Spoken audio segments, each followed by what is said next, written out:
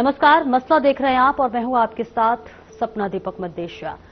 कई राज्यों में आई लव मोहम्मद के स्लोगन से सियासत में उबाल है और आज हरियाणा के सोनीपत में भी इसकी आंच पहुंचती हुई नजर आई। और आज सोनीपत के मुरथल रोड स्थित श्रीराम पार्क के झूलों पर आई लव मोहम्मद अरबी भाषा में 786 और लव जिहाद के स्लोगन ने हिंदू धर्म के लोगों में रोष दिखाई दिया। इसकी सूचना पुलिस को दी गई तो पुलिस मौके पर पहुंची और मामले की गंभीरता से जांच में जुट गई।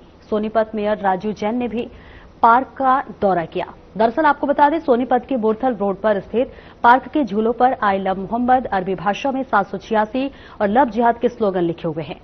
और जब सुबह स्थानीय निवासी पार्क में घूमने आए तो उन्होंने ये देखा तो उन्होंने आसपास के लोगों के साथ साथ पुलिस को इसकी सूचना दी और पुलिस के साथ साथ सोनीपत मेयर राजू जैन भी मौके पर पहुंचे।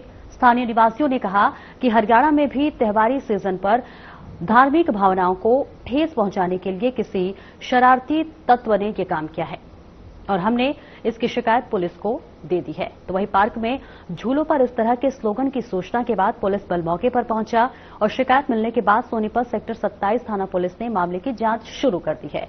मौके पर पहुंची बीजेपी मेयर राजू जैन ने बताया कि शरारती तत्वों ने धार्मिक भावनाओं को ठेस पहुंचाने के लिए ये स्लोगन लिखे हैं और पुलिस को जांच के दिशा निर्देश दिए गए हैं। गौरतलब है कि इससे पहले भी यूपी में इस मामले पर विवाद हुआ था और ऐसे में अब यूपी से चलकर ये विवाद अब हरियाणा तक पहुंच चुका है और ऐसे में सवाल यह है कि आखिर वो कौन है जो धार्मिक सौहार्द बिगाड़ना चाहता है और इस पर लगातार बहसबाजी हो रही है। यूपी के कानपुर से उठा ये चिंगारी अब हरियाणा तक पहुंच चुका है और तमाम जो है सवाल भी उठते हुए यहां लाजमी होते हुए नजर आ रहे हैं। तो फिर तस्वीरें भी आपको दिखा रहे हैं जहां पर लगातार इस तरह के स्लोगन लिखे जा रहे हैं और स्लोगन के बाद कहीं ना कहीं तमाम लोगों की जो धार्मिक भावनाएं हैं वो इस वक्त उन पर ठेस पहुंचती हुई नजर आ रही है। और ये सुबह सुबह की तस्वीरें हैं हरियाणा के सोनीपत की, जहां पार्क में एक खेल के मैदान में जहां सुबह सुबह जब लोग मॉर्निंग वॉक के लिए गए तो उन्होंने देखा कि तमाम जो झूले वहां पर थे उस पर इस तरह के शब्द लिखे हुए थे, 786 शब्द लिखे हुए थे, आई लव मोहम्मद, लव जिहाद जैसे तमाम ऐसे शब्द लिखे हुए थे, जिसके बाद इसकी सूचना पुलिस को दी गई। हालांकि पुलिस मौके पर पहुंची, जांच पड़ताल की कोशिश की जा रही है कि आखिर ये किसने लिखी है, इसके पीछे साजिश है या शरारती तत्व, आखिर वो कौन शख्स है जो इस तरह की हरकत किया है। हालांकि कुछ लोगों का ये भी मानना है, कुछ लोग ये भी कहते हुए नजर आए कि ये किसी बच्चे द्वारा लिखा गया है, लेकिन हालांकि ये जांच का विषय है और पुलिस लगातार जांच पड़ताल कर रही है। और जहां तक सवाल है कि बच्चों ने लिखा है तो इस तरह से बच्चों के मन में इस तरह के शब्द आना अपने आप में एक बड़ा सवाल जरूर खड़ा करता है। ऐसे में ये जो मामला है वो लगातार तूल पकड़ता हुआ नजर आ रहा है। सवाल भी बहुत है कि आखिरकार वो कौन शख्स है जो इस तरह की मानसिकता रखता है और सांप्रदायिक माहौल खराब करने की कोशिश कर रहा है, धार्मिक भावनाओं को ठेस पहुंचाने की कोशिश कर रहा है, शरारती तत्व है या इसके पीछे साजिश है। कई तरह के सवाल यहां पर उठते हुए नजर आ रहे हैं। फिलहाल ये चिंगारी अब हरियाणा तक पहुंच चुकी है और हरियाणा की ये तस्वीरें आपको दिखा रहे हैं सोनीपत के श्रीराम पार्क मैदान की, जहां पर सुबह सुबह जब लोग मॉर्निंग वॉक के लिए निकले और पहुंचे तो देखा कि कुछ झूलों पे इस तरह के शब्द लिखे गए थे। हालांकि पुलिस ने उन शब्दों को मिटा दिया, लेकिन इसके पीछे आखिर कौन है, इसकी जांच पड़ताल लगातार पुलिस के जरिए की जा रही है। कुछ लोग कह रहे हैं कि ये बच्चों का काम है, लेकिन सवाल यह है कि बच्चों के अंदर इस तरह की मानसिकता कैसे। तस्वीरें आपको दिखा रहे हैं जहां सुबह सुबह हरियाणा के सोनीपत के एक पार्क में आई लव मोहम्मद, लव जिहाद जैसे शब्द लिखे हुए थे। पुलिस को इसकी सूचना दी गई, पुलिस आई और इन तमाम लिखे हुए शब्दों को हालांकि मिटा दिया गया है, लेकिन लगातार जांच पड़ताल की जा रही है। पता लगाने की कोशिश किया जा रहा है कि आखिर इसके पीछे कौन है। त्योहारों के मौसम में इस तरह के स्लोगन लिखने के पीछे आखिर किसकी साजिश है? क्या यह हिंदू समाज की धार्मिक भावनाओं को भड़काने की एक सुनियोजित चाल है या फिर इसके पीछे कौन है? बार बार इस तरह के शब्द लिखना कई तरह के सवाल जरूर यहां पर खड़े करते हुए नजर आ रही है। फिलहाल ये सीधी तस्वीरें आपको हरियाणा के सोनीपत से दिखा रहे हैं, जहां पर कई राज्यों में देखिए आई लव मोहम्मद के स्लोगन से सियासत में अब जरूर उबाल होता हुआ नजर आ रहा है। आज हरियाणा के सोनीपत में भी इसकी आंच पहुंचती हुई नजर आई। आज सोनीपत के मुरथल रोड स्थित श्रीराम पार्क के झूलों पर आई लव मोहम्मद अरबी भाषा में 786 और लव जिहाद जैसे स्लोगन लिखे हुए थे और जिसे हिंदू धर्म के लोगों में जरूर रोष इस वक्त दिखाई दे रहा है, इसकी सूचना पुलिस को भी दी गई और पुलिस मौके पर पहुंची और मामले की गंभीरता से जांच में जुट गई है। सोनीपत मेयर राजू जैन ने भी पार्क का दौरा किया। दरअसल सोनीपत के मुरथल रोड पर स्थित पार्क के झूलों पर आई लव मोहम्मद अरबी भाषा में 786 और लव जिहाद के स्लोगन लिखे हुए हैं और जब सुबह स्थानीय निवासी पार्क में घूमने आए तो उन्होंने ये देखा तो उन्होंने आसपास के लोगों के साथ भी पुलिस को इसकी सूचना दी और पुलिस के साथ साथ सोनीपत मेयर राजू जैन भी मौके पर पहुंचे। स्थानीय निवासियों ने कहा कि हरियाणा में भी त्योहारी सीजन पर धार्मिक भावनाओं को ठेस पहुंचाने के लिए किसी शरारती तत्व ने ये काम किया है और हमने इसकी शिकायत पुलिस से की है। और इसी पर करेंगे चर्चा। हमारे साथ खास मेहमान जुड़ रहे हैं, सबका परिचय करा देते हैं। हमारे साथ हिंदू धर्मगुरु जुड़ रहे हैं एचएस रावत, हमारे साथ सिराज कुरैशी जुड़ रहे हैं जो कि मुस्लिम धर्मगुरु हैं और वरिष्ठ पत्रकार अमनप्रीत कौर हमारे साथ जुड़ रहे हैं। सबसे पहले एचएस आपके पास आना चाहूंगी। त्योहारों के मौसम में इस तरह के स्लोगन एक जगह नहीं कई जगह, यूपी से देखिए अब हरियाणा में ये मामला पहुंच चुका है, क्या लगता है इसके पीछे कोई शरारती तत्व है या फिर किसी की साजिश है? देखिए, ये साजिश है और एक जिहाद है। जहां जहां पर भी डेमोग्राफी चेंज हो रही है वहां वहां ये उन देशों की सरकारों को हिलाने की कोशिश कर रहे हैं। इस्लाम में आई लव मोहम्मद नहीं है, इस्लाम में इंग्लिश में कभी अजान नहीं होती है और जो इमोजी लव का बना रखा है इस्लाम में ये वर्जित है। जब एक बार कार्टून बना दिया था मोहम्मद साहब का फ्रांस में चार्लो एबडी मैगजीन ने, तो उस पर बम फेंक करके 12 लोगों की हत्या कर दी थी। तो इस्लाम के अंदर ये सब चीजें है नहीं। इन्होंने फ्रांस के अंदर वहां डेमोग्राफी चेंज हो रही है, वहां आई लव मोहम्मद जिहाद की तरह सड़कों पर प्रदर्शन किया और फिर लंदन में किया और फिर उस ट्रायल में सफल होने के बाद इन्होंने देखा कि इस समय माहौल चल रहा है तो हिंदुस्तान में भी करके देख लेते। आई लव मोहम्मद उन्होंने किया कन्नौज में और कानपुर में। जबकि अगर आप आई लव मोहम्मद करते हो तो आप ऐसे करोगे या ऐसे करोगे, ऐसे हाथ जोड़ते नहीं है ये इस्लाम में, ये तो ऐसे करते हैं इस तरीके से। और उसके बाद फिर ये नारे लगाते हैं उस प्रदर्शन में, सर तन से जुदा, सर तन से जुदा, पुलिस के हाथ काट देंगे। उसके बाद में फिर जो पंडाल लगे हुए थे पूजा के, दुर्गा पूजा के, उनमें आग लगा दी और उनके पोस्टर फाड़ दिए। तो ये आई लव मोहम्मद ऐसे होता है क्या? और जैसे ये शुरुआत हुई वैसे पूरे देश के अंदर, चाहे गुजरात है, महाराष्ट्र है, साउथ है, कहीं पर भी है, फिर सारे सारे किसी प्रकार से करने लगे। तो ये एक षड्यंत्र है, देश को अनिस्टेबल करने का षड्यंत्र है, राज्यों को अनिस्टेबल करने का षड्यंत्र है, दूसरे धर्मों के लोगों को उनको टेरर फैलाने का है। ये टेरर फैलाने का इनका एक तरीका है। इनसे पूरा विश्व इस समय कहीं न कहीं टेरर है। बड़े बड़े नेताओं को आपने देखा है कि डोनाल्ड ट्रंप जैसे आदमी कह रहे हैं कि यूरोप के लिए इस्लाम सबसे ज्यादा खतरा बना हुआ है, संभल जाओ नहीं तो तुम्हें तकलीफ होगी। तो हिंदुस्तान को समझने की जरूरत है इस जिहाद से, इस प्रदर्शन से, और ये कहीं न कहीं तंग करने की कोशिश कर रहे हैं। लेकिन ये भूल गए उत्तर प्रदेश में तो योगी बैठे और केंद्र में मोदी बैठे हुए हैं, तो यहां पर तो ये सफल हो नहीं सकता। हिंदुस्तान 150 करोड़ की आबादी वाला देश है और यहाँ सोशल मीडिया बड़ा स्ट्रांग है। अब वो तो पॉसिबल है नहीं, क्योंकि यहाँ आप अगर टेरर फैलाने की कोशिश करोगे तो संभव ही नहीं है। इसलिए ये एक जिहाद है, ये षड्यंत्र है और ये टेरर फैलाने का एक तरीका है कि हम किसी प्रकार से इकट्ठे होकर के टेरर फैलाएं। इस समय हमारे नवरात्रे चल रहे हैं, इस समय दशहरा है, फिर दिवाली है। यदि लोगों को कहीं न कहीं परेशान करने की सोच का तरीका है, इसलिए ये नहीं होना चाहिए। देश को अस्थिर नहीं करना चाहिए। इस देश में रहते इस देश के लिए आपको सोचना चाहिए। बिल्कुल। सिराज कुरैशी जी, आपके पास आना चाहूंगी। जिस तरह से आज सोनीपत में तस्वीरें देखने को मिली, हालांकि ये जांच का विषय है और अब तक ये स्पष्ट नहीं हो पाया कि आखिरकार वो स्लोगन किसने लिखा था, लेकिन ऐसे में सवाल आपसे ये है कि क्या आपको नहीं लगता कि इस तरह के स्लोगन अगर किसी ने साजिशन लिखा है, किसी शरारती तत्व ने लिखा है, तो मुस्लिम समाज को भी बदनाम करने की कोशिश की जा रही है? सिराज कुरैशी जी। तो एक राष्ट्रवादी मुसलमान हूँ और अल्हम्दुलिल्लाह मैं अपने देश से, अपने भारत से बहुत ही प्यार करता हूँ और मैं साधुवाद देना चाहता हूँ कि आपने इस तरह की चर्चा को चालू किया। और जिस तरह से इन्हें लिखा है, मैं स्वामी जी की बात का बिल्कुल समर्थन करता हूँ। बहुत ही अच्छी बात इन्हें बोली है, उसके साधुवाद भी देता हूँ कि देश में षड्यंत्र नहीं चल सकता। बिल्कुल, भारत में सिर्फ भारत की जो सनातनी परंपरा है, हमें उसको स्वीकार करके एक अच्छे मुल्क को बताना चाहिए।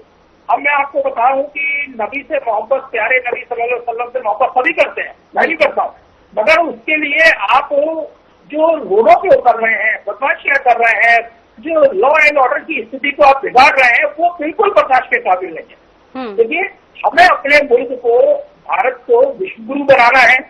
मैं समझता हूं कि भारत की जो वर्तमान सरकार है, मोदी जी की सरकार है, बहुत ही अच्छा काम कर रही है। उसने देश में भी अच्छा काम किया है, विदेशों में भी उसने अच्छा काम किया है, मगर कुछ शरारती तत्व हमारे में ऐसे हैं कि वो इस मोहब्बत को, इस अच्छे काम को बर्दाश्त नहीं करना चाह रहे हैं और रैली निकाल के और रोडों पे आके क्या आप दर्शाना चाहते हैं। आप प्यारे नबी सल्लल्लाहु अलैहि वसल्लम की सीरत को जानते हैं?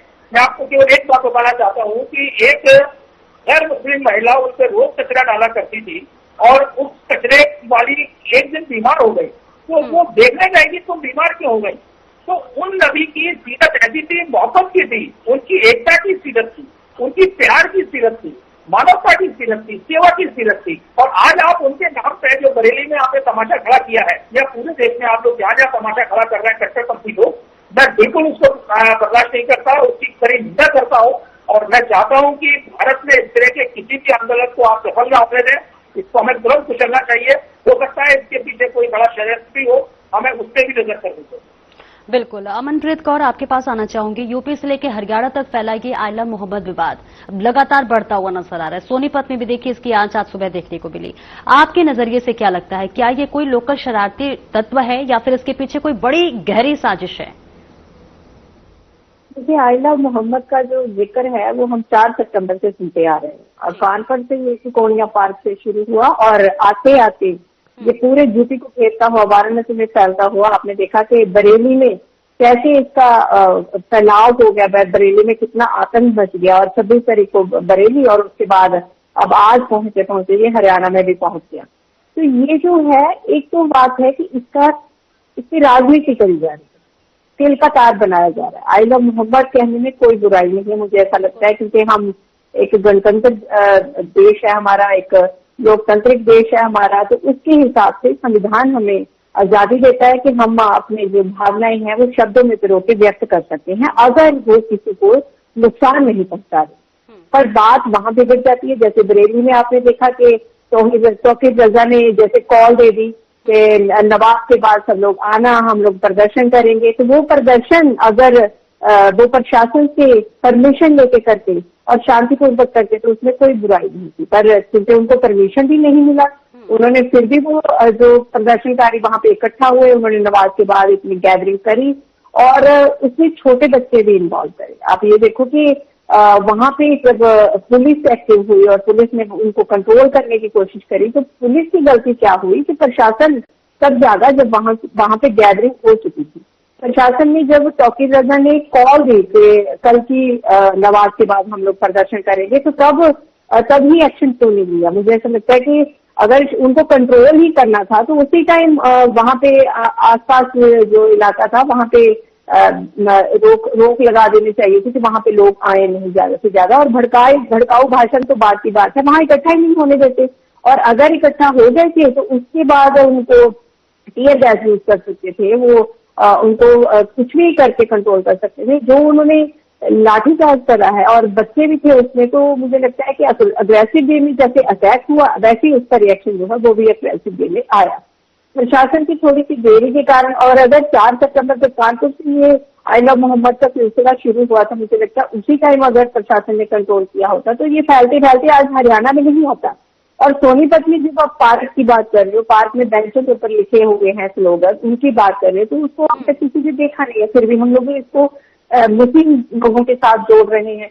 हमारा देश जो है उसमें विभिन्न जातियों के लोग, विभिन्न धर्मों के लोग बड़े प्यार से रहते हैं।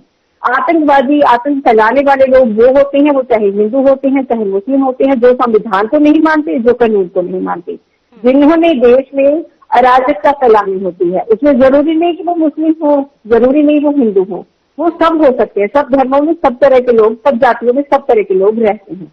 पर बात आती है कि हमारा जो प्रशासन है, हमारी जो सरकारें हैं वो विफल क्यों हो जाती हैं, वो लेट क्यों हो जाती है ये सारी चीजें कंट्रोल करने में। जबकि यूपी की अगर हम बात करें, जब से सीएम योगी की ये दूसरी बार सरकार बनी हुई है, आपने भी देखा कितना डिफरेंस है। पहले जंगल राज बोला जाता था कि वहां पे रात के 7-8 बजे तक कोई भी लोग रोड पे नहीं आ सकते। योगी जी ने उसको कंट्रोल करते हुए अपनी एफिशिएंसी के साथ अपनी वो सक्षम थे, उन्होंने कंट्रोल करा और वो जो आतंकवादियों का दौर था, वो जो लूटमार का दौर था, उसको खत्म कर दिया। तो उनकी पुलिस जो है वो भी सक्षम है, उनका प्रशासन जो है वो भी सक्षम है। तो कभी कभी ऐसा क्यों हो जाता है कि ये आग ऐसे फैलती है कि कानपुर से शुरू होकर आ जाए, सोनीपत तक पहुंच गई, तो क्यों नहीं कंट्रोल हुई? ये सारी बातें जो हैं विचार अधीन होनी चाहिए। मुझे लगता है कि इस पे विचार होना चाहिए और हम लोगों को ये सोचना चाहिए कि आपको याद होगा जब यूपी की सरकार बनी है तो 27-28 सीटें इनकी कम आई थी, उसके बाद तुरंत बटोगे तो कटोगे वाली बात हुई थी। और जब वो बात हुई उसके बाद हरियाणा में बीजेपी जीती, महाराष्ट्र में बीजेपी जीती, दिल्ली में भी बीजेपी ने सरकार बना ली। तो वो सूत्र ऐसा कहते हैं या फिर ऑपोजिशन वाले ऐसे कहते हैं कि कहीं ऐसा तो नहीं कि ये नैरेटिव सेट करने की बात है, कहीं जो बिहार में इलेक्शन होने जा रहा है उससे पहले कुछ ऐसा इनको राजनीति को उसमें उछाल देने के लिए ऐसा कुछ करना था, तो इसलिए जो अराजकता फैलाने वाले लोग हैं उनको खुद इन्होंने कमांड करके तो नहीं ये ऐसा कुछ करवा दिया। तो ये सारी सोचने वाली बात है। हम सरकार के ऊपर उंगली नहीं उठा सकते, ना प्रशासन के ऊपर उंगली उठा सकते, तो सारी चीजें हैं जो इनके ऊपर विचार करना तो बनता है। आपको 1 मिनट के लिए एक छोटे से ब्रेक का वक्त हो चला है, जल्द लौटते हैं।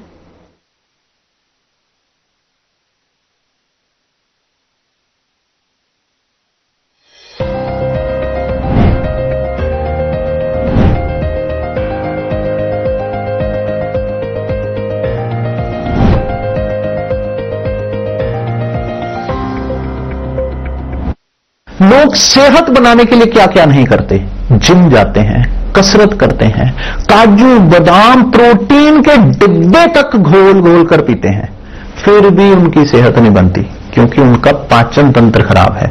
और जब तक के पाचन तंत्र दुरुस्त नहीं होगा वो जितना मर्जी अच्छे से अच्छा खा ले, उनकी सेहत नहीं बन सकती। इसलिए हमारी संस्था सन्यासी आयुर्वेदा ने एक ऐसी दवा का निर्माण किया है जो कि आपके लिवर को, आपके पाचन तंत्र को दुरुस्त करने का काम करती है, ताकि आप जो भी खाएं उसका पूरे का पूरा निचोड़ आपके शरीर को लगे, आपकी भूख बढ़े, खाया पिया सही से लगे, नया खून बने, हड्डियों में जान आए, वजन बढ़े और आप मोटे तगड़े खूबसूरत पर्सनैलिटी के मालिक बन जाए। सिर्फ 699 रुपए की पूरे 1 महीने की दवा होती है और आप इसे घर बैठे 01145454545 पर फोन करके दवा मंगवा सकते।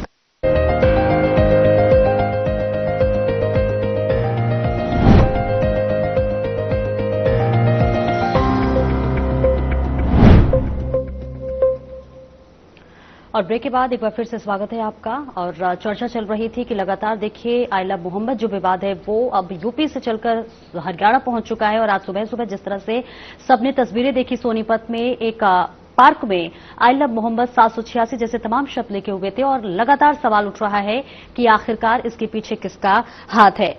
एचएस रावत, आपके पास एक बार फिर आना चाहूंगी। जिस तरह से हिंदू धार्मिक स्थलों, पार्कों, मंदिरों को निशाना बनाया जा रहा है, क्या लगता है इसके पीछे आखिर वो कौन सी ताकत है? देखिए, इसके पीछे गजवाए हिंद जो कि विदेशों से फंडिंग हो रही है। पहले सिमी थी, फिर पीएफआई थी, उनको बैन किया गया। वहां के जितने भी लोग हैं, इंडिया में जाकिर नाइक जैसे लोग, वहां मोहम्मद सादिक जैसे लोग, ये लोग, इनकी एक ही सोच है कि किसी प्रकार से हिंदुस्तान को इस्लामिक स्टेट बनाना है। इसलिए इन्होंने नेपाल के जरिए, नेपाल बॉर्डर के आसपास सारी जगह मस्जिद मदरसे बनाने शुरू किए। बांग्लादेश का कांड किसी से छिपा नहीं है, किस प्रकार से हिंदुओं को वहां पर पलायन करना पड़ा, किस प्रकार से अत्याचार बलात्कार किए गए वहां पर। पाकिस्तान के अंदर, जम्मू कश्मीर के अंदर कितना बुरा हाल किया। ये सब एक प्लानिंग के तहत है कि बॉर्डर स्टेटों को कमजोर किया जाए पहले और उसके बाद इस प्रकार के हमले किए जाएं जैसे कि आई लव मोहम्मद। लोगों के अंदर जो लोग कहीं ना कहीं मौलाना, मौलवी, मदरसे, जहादियों के चक्कर में जिनका ब्रेन वॉश किया हुआ है, जो कहीं ना कहीं AK-47 लेकर के आतंकवादी बन जाते हैं, इस प्रकार के नारे लगाते हैं। छोटे छोटे बच्चे जिनको स्कूल में पढ़ना चाहिए वो पत्थर फेंक रहे हैं। जिन माताओं बहनों को घर में रहना चाहिए वो इस जिहाद में शामिल है। इनका मतलब इनका ब्रेन वॉश किया हुआ है। इनको कहीं ना कहीं जन्नत का लालच दे रखा है, और जो ये सिरफिरे हैं इनको 72 हूरों का लालच दे रखा है कि तुम करो ये कांड, 72 हूरें मिलेंगी, तुम्हें शराब की नदियां मिलेंगी वहां पर, वहां स्वर्ग का नजारा अलग है। तो जब तक ये कट्टरता रहेगी ना, जब तक हिंदुस्तान का पूरा वर्ल्ड इस समय अशांति की कगार पर खड़ा हुआ है, सिर्फ इन्हीं की वजह से कि जहां इस्लाम एक शांति प्रिय बताया जाता है कि इस्लाम एक बहुत शांति प्रिय है, लेकिन उसके बावजूद भी अगर देखा जाए तो पूरा विश्व आज इस्लामिक आतंकवादियों की वजह से ही परेशान है। आई लव मोहम्मद कह रहे हो, अपने घर में बोलो, मस्जिद में बोलो जाकर के, जहां आपको जरूरत है वहां बोलो। सड़क पर बोलना, फिर टेरर फैलाना, फिर सरतन से जुदा के नारे लगाना, AK-47 उठाना, हिंदू बहन बेटियों के साथ जम्मू कश्मीर में कितना बुरा हाल किया, किसी छिपा नहीं। तो इन सब चीजों को देख करके लगता है कि एक षड्यंत्र है बड़ा पुराना, और ये आज से नहीं है। पहले जब यहाँ पर शासक थे, मुसलमान शासक थे, उन्होंने जबरदस्ती तलवार के दम पर धर्म परिवर्तन कराया, सूफी संतों ने कराया, और आज की डेट में अब साम दाम दंड भेद की नीति, धर्म परिवर्तन में लव जिहाद, लैंड जिहाद, जमीन का, भक्कोड़ का, ये सब चीजें लेकर के चल रहे हैं। अभी सरकार एजर है। अभी मैं पत्रकार अमन जी को सुन रहा था, उन्होंने कहा था सरकार को पता क्यों नहीं लगता। मौसाद वर्ल्ड की सबसे बड़ी इस समय इंटेलिजेंसी, मैं ये कह सकता हूं कि सबसे बड़ी इंटेलिजेंसी ब्यूरो है वो, और CIA है, MI6 है।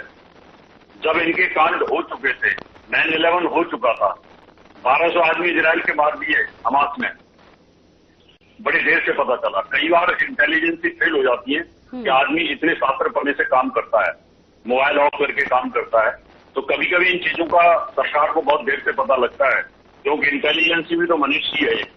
तो इस प्रकार की जो जिहाद देश को अस्थिर करने की कोशिश की जा रही है, इनको कंट्रोल करने की जरूरत है बहुत सख्ती के साथ में।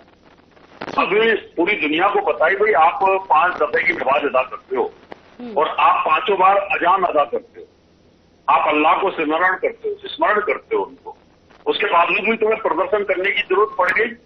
आप एक ही रात के अंदर हजारों लाखों पोस्टर छपे, कौन सी प्रेस में छपे, यहाँ पर कहीं ना कहीं इंटेलिजेंस फेलियर हुआ है। ठीक है सिराज कुरैशी जी, इसका जवाब दे दीजिएगा, लेकिन एक साथ में सवाल मेरा भी है। अगर जैसे आपने बोला कि इसके पीछे शरारती तत्व है, सभी अमन चैन से रहना चाहिए, चाहे वो कोई भी धर्म हो, अगर इसके पीछे कोई शरारती तत्व है तो फिर मुस्लिम समाज आगे आके इसकी निंदा क्यों नहीं कर रहा?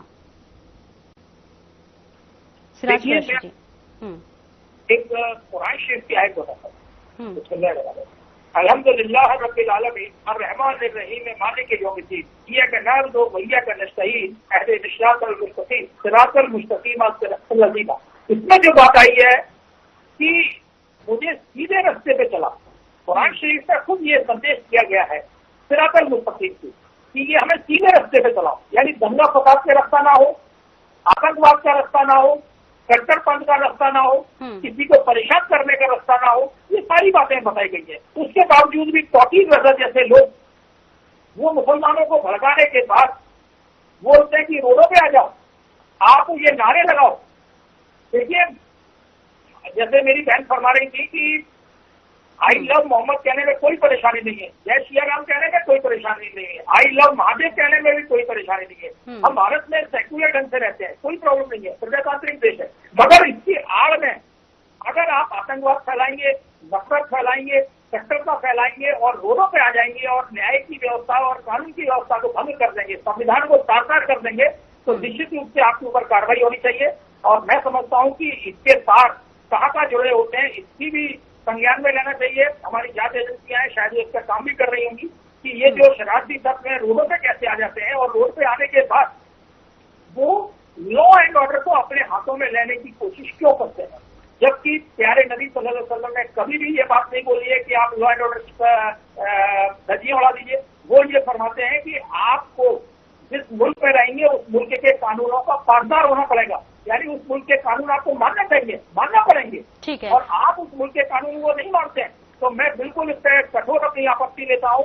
और जिस तरह से ये लोग दंगा फसाद कर रहे हैं, हमारे मुस्लिम समाज के ही लोग दंगा फसाद कर रहे हैं, उनको मैं भर्त्सना भी करता हूं और उनको चेतावनी भी देना चाहता हूं कि भारत की सरकार बड़ी सक्षम सरकार है।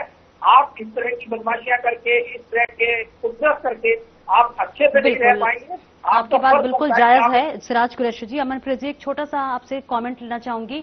इस तरह की जो ताकतें हैं, अगर धर्म के नाम पर जिस तरह से लगातार जहर उगलने का काम किया जा रहा है, जहर फैलाने का काम किया जा रहा है, ऐसे में सवाल ये कि क्या ये जो सांप्रदायिक भावना है इसे बिगाड़ने की कोशिश की जा रही है? धर्म गुरु जो है वो हिंसा को प्रमोट नहीं करता। सब लोग जो है, सब गुरु जो है वो शांति ही चाहते थे, अपने शांति का ही मैसेज देते थे। पर बात वही है कि लोग उसको किस तरह लेते हैं। जैसे अभी बोल रहे थे कि मुस्लिम होने के बावजूद भी तारिक रजा जैसे लोग आ जाते हैं, तो तौकीर रजा जैसे लोग आ जाते हैं, तो वही है कि हर धर्म में, हर जाति में, हर तरीके के लोग हो सकते हैं। कुछ लोगों को शांति पसंद है, कुछ लोगों को अशांति पसंद है, कुछ लोग लालच में आ जाते हैं और उस तरह वो देश के अगेंस्ट गतिविधियों में इन्वॉल्व हो जाते हैं। तो उसमें हम लोग किसी धर्म विशेष को टारगेट नहीं कर सकते। हम ये नहीं कह सकते कि ये सिर्फ मुस्लिमों में ही होता है, ऐसा हिंदुओं में भी होता है, ऐसा सिखों में भी हो सकता है। कोई भी आतंकवादी किसी भी धर्म, किसी भी जाति में जन्म ले सकता है। जरूरी नहीं है कि जन्म लेने के बाद ही कोई आतंकवादी बन जाते हैं। हाँ, उनकी इन्वॉल्वमेंट जब ऑपोजिट गतिविधियों में ज्यादा हो जाती है तब वो आतंकवादी कहलाते हैं। जब वो संविधान को अपने हाथ में लेते हैं, जब वो कानून को अपने हाथ में लेते हैं, तब वो आतंकवादी कहलाए जाते हैं। तब लगता है कि देश के विरुद्ध ये जो षड्यंत्र करते जा रहे हैं उसमें ये इन्वॉल्व हो रहे हैं, इन गतिविधियों में ये पार्टिसिपेट कर रहे हैं। उसमें हम लोग किसी धर्म विशेष को टारगेट नहीं कर सकते। हमारा देश जो है वो शांति चाहता है। हमारा जो प्रशासन है, हमारी जो सरकारें हैं, देश में शांति ही चाहती है, क्योंकि जब शांति है तो ही देश ग्रो कर सकता है। बिल्कुल अमर, शांति और चैन बहुत जरूरी है। बहुत बहुत शुक्रिया आप तीनों का इस महत्वपूर्ण चर्चा में जुड़ने के लिए। तो जिस तरह से आइला मोहम्मद यूपी से लेकर अब हरियाणा में पहुंच चुका है और ऐसे में लगातार सवाल ये उठ रहे हैं कि इसके पीछे किसकी साजिश है और उस पर जरूर कड़ा से कड़ा रुख अपनाते हुए पुलिस को बड़ा एक्शन लेना चाहिए। फिलहाल मेरे साथ इस चर्चा में इतना ही। दीजिए इजाजत, नमस्कार।